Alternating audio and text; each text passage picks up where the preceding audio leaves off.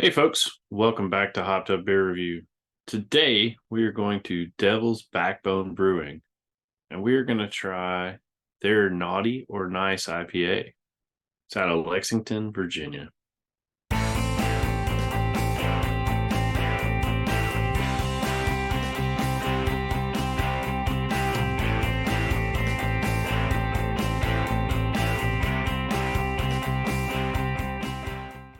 Hey everybody, welcome to Hot Tub Beer Review, the show where we give you our unprofessional and somewhat biased opinion about the beer we are drinking and reviewing. We have got a fun one today, hopefully. We'll see. But before we get there, I've got Andy in the attic and I've got Jay. I am Ben. Gentlemen, what are we drinking today? Today we are going to the Devil's Backbone Brewing out of Lexington, Virginia. This is their Naughty or Nice IPA. It's a cold IPA. Ben is questioning his can because it's a different color, but that's the way the pack came. Well, I'm wanting to know, am I naughty or nice? Like which one? I mean, y'all have green. I've got red. I think I'm the nice one. Depends on the occasion, I bet. I don't know. We'll see. Is that what your OnlyFans page is to figure that out? What does your customer want to pay for? I don't know, but this is naughty because it's spewing on me. Oh yeah. So all over the place. Jeez. Yeah. All right. I'm gonna get ready. Yeah. Tap it a little bit. Here we go. All right, we're gonna have to pause here. Success. Oh no. And we're back. This beer obviously deemed us all naughty, so it spewed all over all three of us. So yeah, we're left with a little bit here, but enough to review for sure. So with that, let's get our cheers mates going on here. Cheers mates. That's great. Wow. That's very interesting. So this is a cold IPA. 7.1%. It's got a lot of malt and a lot of hops. The malts are Pilsner, Vienna, Maltrup wheat, special aromatic, acidulated malt, and Bresse Black Prince. 6 different malts. The hops are Simcoe, Hallertau Blanc, Comet, Sabro, and Mosaic. But then they dry hop it with Simcoe, Hallertau Blanc, Comet, Sabro, Amarilla, excuse me, and Citra. So, it's got a lot going on. We've done one other cold IPA on this. Birmingham District. Okay. It was Birmingham District. It was called Cold IPA. Yeah, I think it had another name too. So because they released another cold IPA that we're going to be reviewing that's on deck coming up. Let me talk about alert, if you will. Yeah, no, nobody's watching, So what's a cold IPA? What makes it a cold?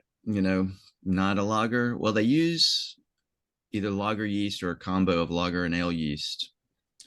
And when they condition it, an IPA is usually conditioned at warmer temperatures, but they condition it at colder temperatures and to make it a little more crisp, clear, and to bring out the flavor of the hops, make it more hop forward. And it's typically a higher alcohol content than lagers. So that's why we get a cold IPA. Yeah, I think the Birmingham District was called Frostbite. That was it. And Frigid is the next one we've got to do.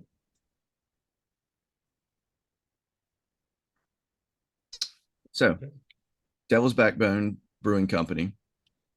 Mentioned Lexington, Virginia. They have a second site in Roseland, Virginia. It was started in 2008 by a couple who started the brewery after trying a German Weisse on a ski trip in the Alps. And they wanted to get a craft European style beers in their area. So they're in the Blue Ridge Mountains, and that's where their breweries are kind of tucked into like a rural area there.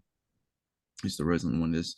They named it Devil's Backbone after a mountain ridge over there in the Blue Ridge Mountains. Interestingly enough, it was named that by a couple of surveyors, Peter Jefferson and Joshua Fry. The Fry-Jefferson map was what they created of the Blue Ridge area, and especially Virginia. You may not know this, but Peter Jefferson is the father of Thomas Jefferson, our third president. So Wow. he was a surveyor and local politician. He was born Nice in history Virginia. lesson. Yeah, Yeah. it's pretty cool.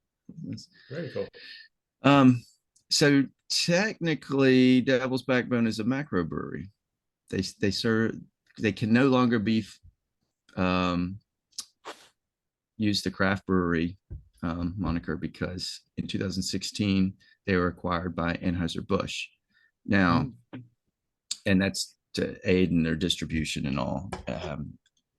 But you know, a lot of craft breweries say they're still craft. They technically, legally, according to the Brewers Association, cannot call themselves a craft brewery because, which I did not know this. I didn't know what that criteria was. They cannot, ownership cannot exceed 25% by non-craft breweries. So evidently Anheuser-Busch had acquired more than 25% of Devil's Backbone. Therefore, it can no longer be a craft brewery. Interesting. And that concludes the nerd out research portion. Go about your business. Yeah. Go about your business. Okay. All right. Thank you for that, Andy. Jay, I'm going to go ahead and assume you've had this one. Since you supplied it to us. Since you told us that. Yeah. Since you gave us a little sneak peek of your thoughts with this one off air. Andy, I'm going to assume you haven't had this one. I have not had this one. So the question is, who goes first, me or you? Who was first to spew? Me. So that mean you go? That means you go. Oh, okay. All right. So yeah, this is where I splash on the screen, not the IPA guy, right? I'm gonna get a little splash thing down here that's just like, you know, so I don't have to say it. We just put it up there. Going back to skipping back since we mentioned it, Frostbite, Birmingham District, you know, cold IPA. That was very intriguing. It was the first one I'd ever had, and I think this is now probably the second one I've ever had. This one I find very, very interesting as somebody who does not reach for IPAs, because as soon as I pick this up, I smell it. I'm thinking, buckle up. I'm about to get blasted in the face with a bunch of bitter hoppiness. And that's not what I get. I get the flavor of, you know, that kind of pine resin flavor a little bit, almost like a West Coast, but not over the top like those. But I don't get the bitter on the back end. It's like you get the flavor without the actual bite. I actually kind of like that, honestly. I think that one makes this one really intriguing if you're somebody like me who, you know, again, I mean, I don't shy away from IPAs. It's just not what I reach for. So if you're in that kind of camp, this is definitely one you want to seek out and find, because I think it just gives an interesting take on an IPA. You can kind of get all the flavor without the part that I don't like, which is the bitter. So I'm actually going to give this one 8. I think it's really interesting and good for that reason, personally.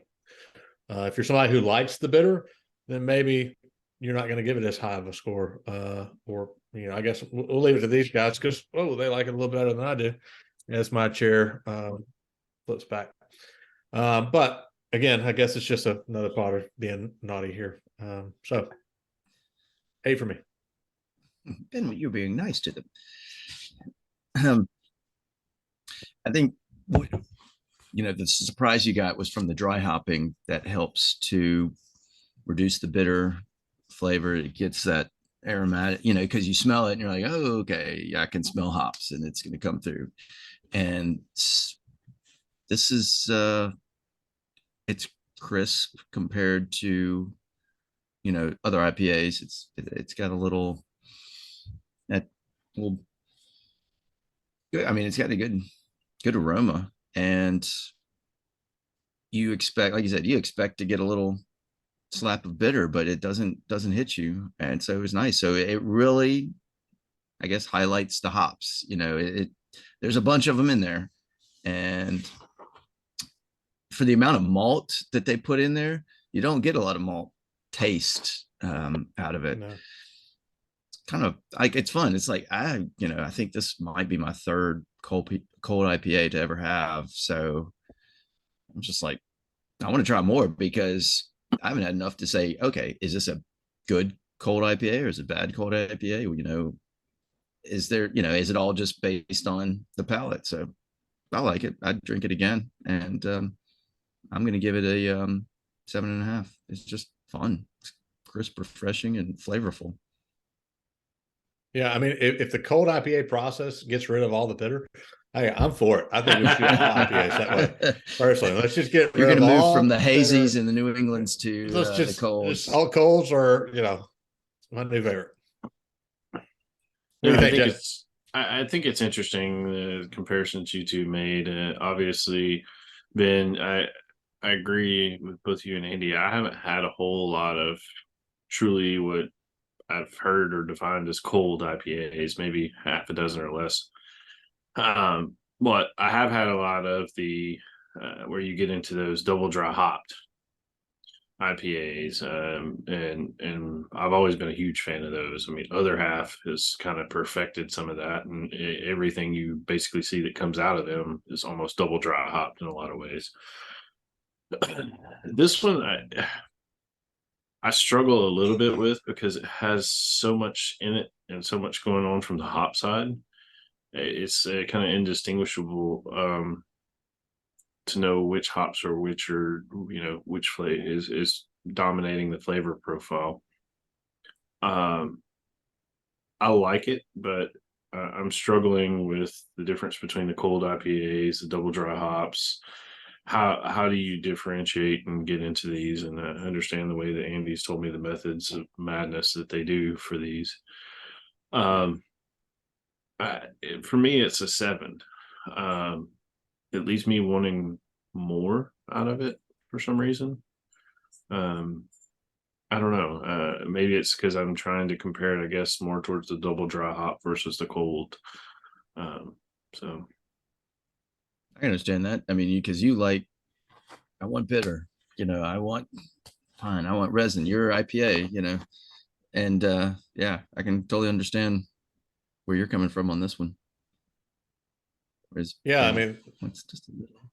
That's going to be the flip of the kind of the, I don't know, the die here or whatever, where somebody who's not, I don't know, The die has never been said to be language. It's called a roll of the die or a flip of the coin. Flip of the coin. There we go.